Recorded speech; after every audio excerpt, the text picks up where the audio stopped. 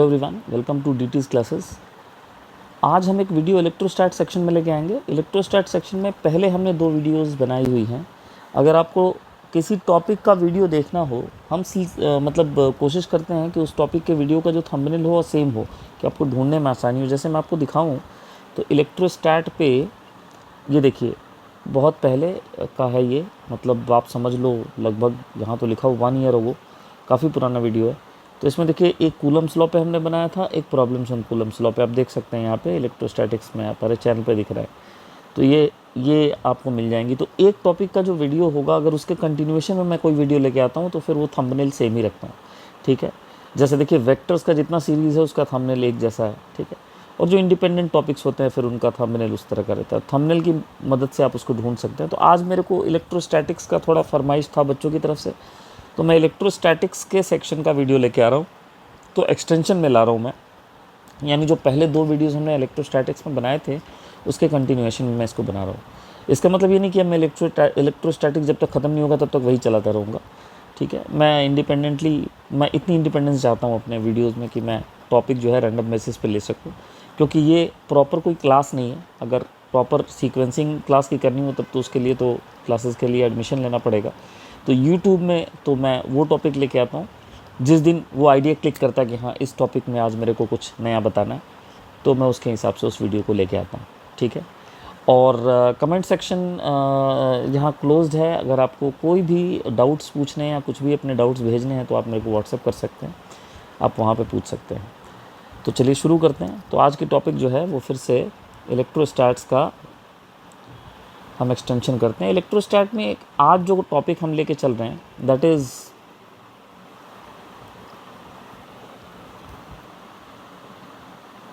Superposition theorem. क्या है?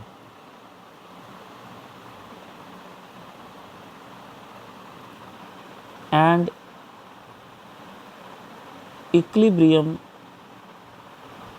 Of charged particles या इवन चार्ज बॉडीज, ठीक है, इन इलेक्ट्रिक फील्ड। तो ये है आज का टॉपिक जिस पे हम डिस्कशन करने वाले हैं, ठीक है। Superposition theorem and equilibrium of charge particles और बॉडीज इन इलेक्ट्रिक फील्ड, ठीक है। ये 2 टॉपिक पे कोशिश करेंगे कुछ कवरेज करने का। तो सबसे पहले हम बात करते हैं कि सुपरपोजिशन थ्योरम किसको कहते हैं। देखिए, सुपरपोजिशन थ्योरम का मतलब क्या है कि अगर कोई चार्ज रखा हुआ है और उस चार्ज के ऊपर और भी बड़े सारे चार्जेस उसकी विसिनिटी में रखे हुए हैं, जैसे यहाँ पे कोई चार्ज रखा हुआ है, एक चार्ज यहाँ पे रखा हुआ है, एक चार्ज यहाँ पे रखा हुआ है, ठीक है। अब मान लीजिए ये जो चार्जेस रखे हुए हैं, इन चार्जेस को हम बोलते हैं Q1, Q2, Q3, ठीक है। और इन सब की ऑब्वियसली अपनी अपनी एक डिस्टेंस होगी इस चार्ज से, ठीक है। तो उन डिस्टेंस को भी हम दिखला देते हैं। तो पोजीशन वेक्टर अगर बात करें तो ये भैया R1 पोजीशन वेक्टर है,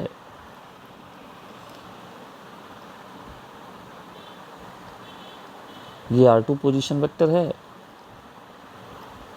ये R3 पोजीशन वेक्टर अभी मैं लिख दूंगा वहाँ पे। और ऑब्वियसली ये अपना अपना फोर्स उसके ऊपर लगाएंगे, ठीक है। अब ये जो चार्ज आपने सेंटर पे रख छोड़ा, ये चार्ज मान लीजिए Q, ठीक है। तो depending on the type of charge, जैसे मान लीजिए कि Q1 एक पॉजिटिव चार्ज है, Q2 को नेगेटिव ले लेते हैं, है ना। Q1 को एक पॉजिटिव चार्ज ले लेते हैं, Q2 को एक नेगेटिव चार्ज ले लेते हैं, Q3 को अगेन पॉजिटिव ले लेते हैं। तो इसके हिसाब से ये चार्जेस जो है वो अपना अपना फोर्स इसके ऊपर लगाएंगे। जैसे Q1 जो होगा वो रिपल्सिव फोर्स लगाएगा, विल कॉल इट F1, ठीक है। थोड़ा भाग गया, इसको ठीक कर दो। और दूसरा जो है वो Q2 है। Q2 जो है वो अट्रैक्टिव फोर्स लगाएगा अलॉन्ग दिस साइड। उसी तरह Q3 जो है वो एक और रिपल्सिव फोर्स लगाएगा, वो इसका डायरेक्शन ऑपोजिट टू Q3 होगा, तो कुछ यूँ होगा मान लीजिए, ठीक है। तो इन फोर्सेस का नाम लिख देते हैं। तो ये हो गया F3 वेक्टर, ये हो गया F2 वेक्टर, ये हो गया F1 वेक्टर। और इस तरह से जितने भी चार्जेस उस पर्टिकुलर चार्ज को सराउंड किए हुए हैं वो सब इस पर अपना अपना फोर्स लगाएंगे, ठीक है। तो जो रिजल्टिंग फोर्स होगा इलेक्ट्रोस्टैटिक फोर्स इस चार्ज Q के ऊपर, वो इन सभी फोर्सेस का वेक्टर सम होगा। This is superposition theorem. So superposition theorem क्या कहता है हमें? ये कहता है कि the resultant electrostatic force due to many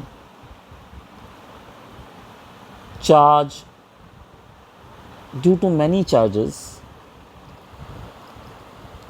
on a given charged particle is the vector sum of electrostatic forces given by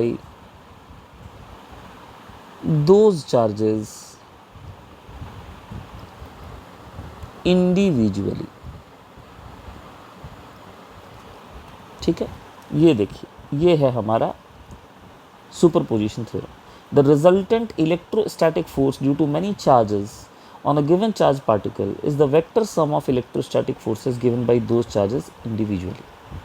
ठीक है, तो रिजल्टिंग फोर्स जो होगा F on Q को आप लिख सकते हैं कि it is the vector sum of F1 plus F2 plus F3 and so on, अगर मोर देन वन चार्जेस रहे तो भी। इसको बोलते हैं सुपरपोजिशन थ्योरम। तो सुपरपोजिशन थ्योरम और कुछ नहीं है, it is just the resultant of vector. ठीक है, वेक्टर, सुपरपोजिशन थ्योरम वेक्टर के लिए लगाया जाता है। ठीक है, तो ये वेक्टर का ही थ्योरम है। तो आइए इसी पे कुछ इंटरेस्टिंग टाइप के क्वेश्चंस हम लोग आज डिस्कस करेंगे यहाँ पे। तो आइए कुछ क्वेश्चंस लेते हैं हम लोग इक्विलिब्रियम पे और सुपरपोजिशन थ्योरम पे। ठीक है, तो एक जो है वो क्वेश्चन मैं भी उठा रहा हूँ, जो बोर्ड के जो विद्यार्थी हैं उनके लिए काफ़ी हेल्पफुल होगा। तो देखिए, ये एक स्क्वायर है और इस स्क्वायर के वर्टेक्स पे 1 2 3 4 चार्जेस प्लेस्ड हैं, नेमली eight A, B, C and D, and the side of a square being A, correct? And the magnitude of these charges are, let's say, plus Q, okay, plus Q, minus Q, plus 2Q, and let it be minus 2Q, correct? And there is one more charge which is located at the center of the square. So let's also mark it, and that charge being this one, और इसको हम लिखते हैं, मान लीजिए, capital Q। ठीक है, तो क्वेश्चन कहता है कि बताइए, find the magnitude and direction of resultant force on capital Q। Capital Q पे, है ना, फोर्स पे, कैपिटल Q पे जो रिजल्टेंट फोर्स होगा वो कितना होगा, उसका मैग्नीट्यूड कितना होगा और डायरेक्शन कितना किधर होगा। ठीक है, so this is we have to do.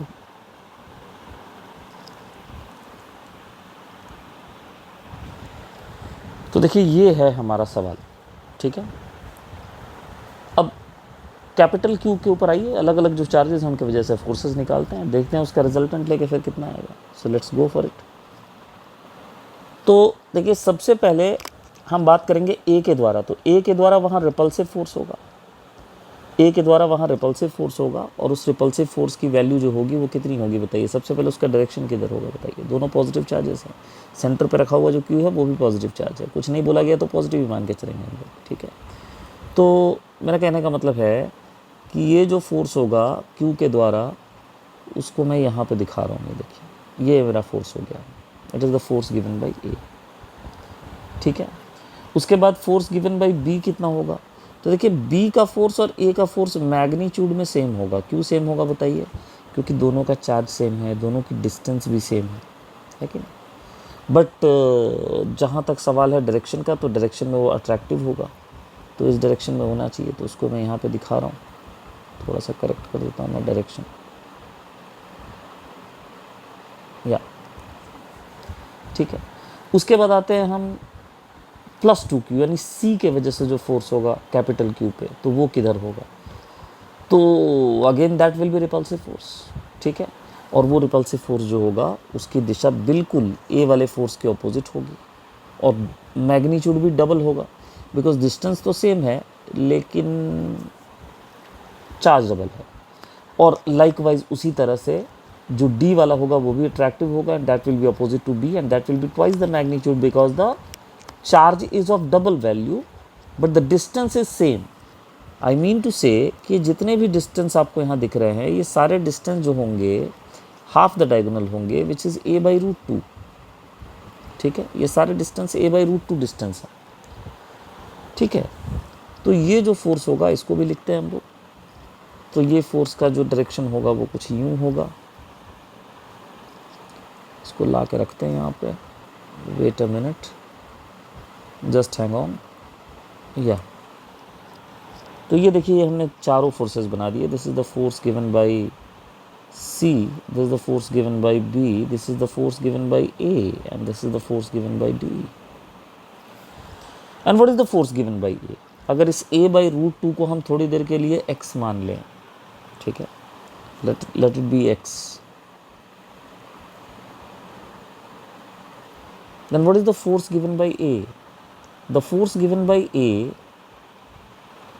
is kq into q divided by x square, and hence the force given by, and if we call it, if I call it f, तो force given by C जो हो जाएगा that will be twice f, and force given by B जो हो जाएगा magnitude उसकी भी f होगी, and that given by D is again 2f। तो आप देखिए FC में से FA जाएगा तो रिजल्टेंट फोर्स FC की तरफ बचेगा, FC और FA का। Are you getting? तो ये कितना आ जाएगा बताइए। इस फोर्स को अगर मैं इसी ब्लैक एरो से रिप्रेजेंट करूं तो क्या मैं कह सकता हूं कि ये दिस इज द फोर्स जिसको कि मैं लिख सकता हूं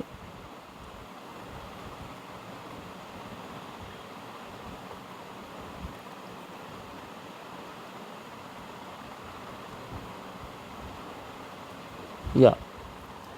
Now can I say that this force is FCA, यानी FC minus FA, correct? And what will be the value? The value is nothing but F. So let me write it there also. So FCA, which I mean FC minus FA, is also of the magnitude F because it's 2F minus F. And in the similar fashion, if we talk about the force FDB, that is FD minus FB, ठीक है। So FDB, that is FD minus FB, उसकी भी value F होगी, ठीक है। तो finally हमारे पास क्या है? फाइनली हमारे पास केवल दो वेक्टर्स हैं। अगर मैं यहाँ से कॉपी ले लूँ तो हमारे पास दो वेक्टर्स हैं। कौन कौन से वेक्टर हैं? एक FDB है और दूसरा हमारे पास FCA है। और ये दोनों देखिए अलॉन्ग द डायगोनल से, मतलब 90 डिग्री पे हैं. So what is the angle between them? The angle between them is 90 degree. This is F D B. What is the magnitude? F. This is F C A. What is the magnitude? F. So will take the resultant.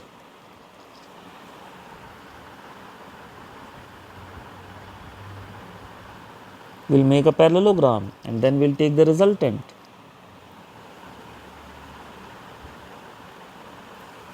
This is the resultant. So what is the resultant force? The resultant force, as you can see, is, बताइए F और F का 90 degree पे कितना resultant होगा? F resultant जो होगा बेटे वो होगा under root F square plus F square.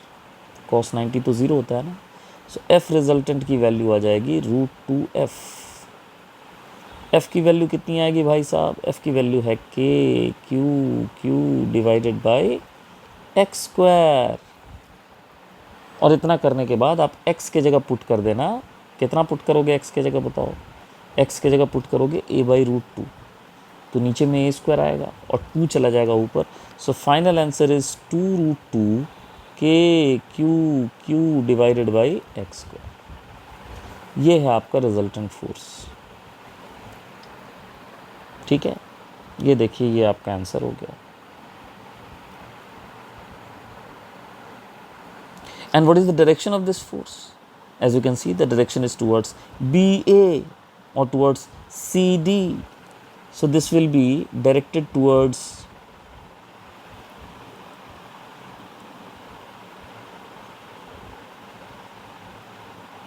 either you talk about BA unit vector or CD unit vector. BA और CD. तो सुपरपोजिशन थ्योरम को इस तरह से यूज़ किया जाता है क्वेश्चन. ठीक है, इसी से कभी कभी कॉम्प्लिकेटेड क्वेश्चन ऐसे भी दिए जाते हैं जैसे मैं आपको दिखा रहा हूँ रिगार्डिंग इक्विलिब्रियम. ठीक है, तो अगला क्वेश्चन प्रस्तुत है आपके सामने. ये भी क्वेश्चन सिंपल क्वेश्चन ही ले रहे हैं हम लोग. तो क्वेश्चन ये कहता है कि भाई हमारे पास दो चार्जेस हैं. ठीक है, एक चार्ज ये है और एक चार्ज ये है. और इन दोनों चार्जेस की वैल्यू जो है वो दी हुई है. एक का दिया हुआ है +q, चलो दूसरे का भी दिया हुआ +q, और इन दोनों के बीच में कोई सेपरेशन होगी प्रॉपर. ठीक है,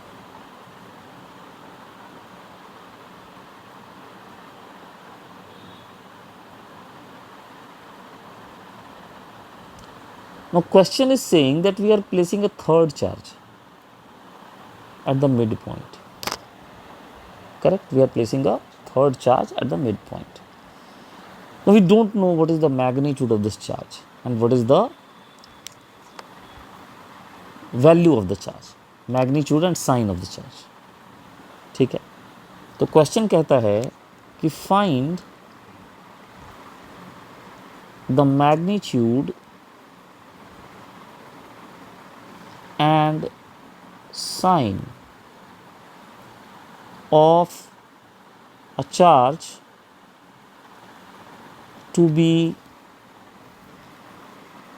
placed at center such that entire system of charges are in equilibrium. ये कहता है question. Find the magnitude and sign of charge to be placed at the center such as the entire system of charges are in. तीनों के तीनों charges equilibrium में आ जाए, ऐसे आपको प्लेस करें. ये है क्वेश्चन आपका. ठीक है, तो सबसे पहले तो हम ये करेंगे कि हम मान लेंगे कि सेंटर पे जो चार्ज हमने प्लेस किया है वो है हमारा, मान लीजिए Q. इसको हमने लेट कर लिया और अब पहले इसके साइन के बारे में सोचेंगे. अब देखिए ये सेंटर पे है और सेंटर पे होने का मतलब इस दोनों से इसकी डिस्टेंस बराबर है। लेट्स से इसकी डिस्टेंस दोनों से आर आर है, ठीक है।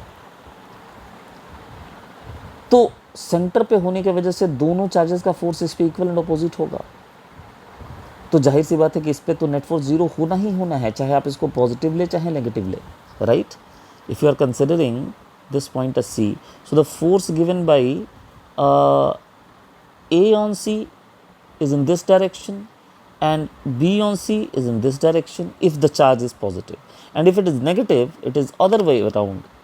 जो सेकंड वाला वेक्टर हमने बनाया है, यानी ये वाला वेक्टर जो है ये हो जाएगा फोर्स ड्यू टू A और ये वाला वेक्टर हो जाएगा फोर्स ड्यू टू B, अगर ये नेगेटिव चार्ज है तो इन एनी केस C तो इक्विलिब्रियम में रहेगा ही रहेगा, इसमें कोई डाउट नहीं है, ठीक है। C will be in equilibrium whether it is positive or negative, there is no doubt about that, ठीक है। हाँ जी, तो C इक्विलिब्रियम में रहेगा ही रहेगा, चाहे वो पॉजिटिव चार्ज हो चाहे नेगेटिव चार्ज हो, उससे फ़र्क नहीं पड़ता। मुद्दा जो है वो है कॉर्नर चार्जेस का, ठीक है। तो हम अब कॉर्नर चार्जेस की बात करते हैं। कॉर्नर में से किसी एक को उठा लो आप, ठीक है। You can talk about any of them. So let's talk about B। आइए B चार्ज के बारे में बात करते हैं हम लोग। तो B को इक्विलिब्रियम पे रहने के लिए क्या ज़रूरी होगा बताइए। B को अगर इक्विलिब्रियम पे आपको रखना है तो आप समझिए A तो पॉजिटिव है, B भी पॉजिटिव है, तो A का जो फोर्स B पे लगेगा वो तो इस डायरेक्शन में लगेगा ही लगेगा, आप उसमें कुछ नहीं कर सकते, वो रिपल्सिव फोर्स ही लगेगा, ठीक है। वो रिपल्सिव फोर्स ही लगेगा। सो this is the force given on B due to A, and that is repulsive for sure। And what is the magnitude of that force? It is K into Q square divided by twice of R का whole square, right? तो अगर आप B को equilibrium में रखना चाहते हैं तो C का जो फोर्स उसके ऊपर है फिर वो ऑपोजिट डायरेक्शन में होना चाहिए, और उसके लिए Q क्या होना चाहिए बताइए, ऑब्वियसली नेगेटिव होना चाहिए। सो यहाँ पे कंक्लूजन क्या आया, to keep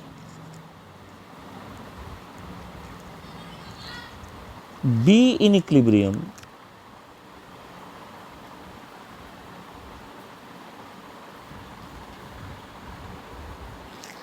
C must be negative। To keep B in equilibrium, C must be negative, ठीक है। B को इक्विलिब्रियम में रखने के लिए C को नेगेटिव होना ही पड़ेगा। तो इससे अब हमें ये समझ में आ गया कि ये जो चार्ज होगा ये नेगेटिव होगा, और चूंकि ये नेगेटिव होगा तो इसका जो फोर्स होगा वो B पे इस दिशा में लगेगा, तभी जाके B इक्विलिब्रियम में आ सकता है। एंड लाइकवाइज यही इक्विलिब्रियम की कंडीशन होती है अगर आप A को इक्विलिब्रियम में ला के रखने की कोशिश करते, बिकॉज A और B दोनों सिमेट्रिकल पोजीशन में है, A और B में कोई अंतर नहीं है। आप उस कॉर्नर वाले का इक्विलिब्रियम देखिए चाहे इस कॉर्नर वाले का इक्विलिब्रियम देखिए, it will be the same thing. तो देखिए ये मैंने फोर्स दिखाया आपको। So this is the force given by on B due to C, and for B in equilibrium, to keep B in equilibrium, ये दोनों फोर्सेस बराबर होने चाहिए, ठीक है। तो एक तो नेगेटिव हो गया, दूसरा क्या होना चाहिए, एंड